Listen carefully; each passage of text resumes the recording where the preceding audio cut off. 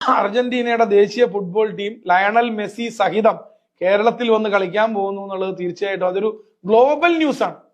ഇവിടെ സാധ്യത എന്ന് പറയുന്നത് ഇതിന്റെ വിസിബിലിറ്റിയാണ്. അർജന്റീനയുടെ ഫുട്ബോൾ ടീം മെസ്സി സഹിതം കേരളത്തിൽ വന്ന് കളിക്കുന്നത് വഴി കേരളത്തിന്റെ വിസിബിലിറ്റി ലോകത്തിന് മുന്നിൽ കൂടുതൽ വെളിവാക്കപ്പെടുകയാണ്.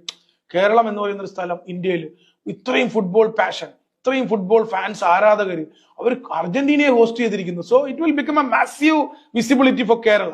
അത് കേരളത്തിന്റെ ഫുട്ബോൾ ഡെവലപ്മെന്റിന്, ഞാൻ പറയുന്നത് ഫുട്ബോൾ ഡെവലപ്മെന്റ് എന്ന് പറയുന്നത് ഗ്രാസ് റൂട്ട് ലെവലിൽ കളിക്കാരെ ഉണ്ടാക്കുന്നത് സൃഷ്ടിക്കുന്നത് മാത്രമല്ല, എൻറ്റയർ ഫുട്ബോളിന്റെ എക്കണോമിക്സ്, ഫുട്ബോളിന്റെ സാമ്പത്തിക, കേരളത്തിന്റെ സ്വന്തം ഫുട്ബോളിന്റെ എക്കണോമിക്സിനെ വരെ വളരെ അനുകൂലമായി ബാധിക്കാൻ കഴിയുന്ന ഒരു സംഗതിയാണ്.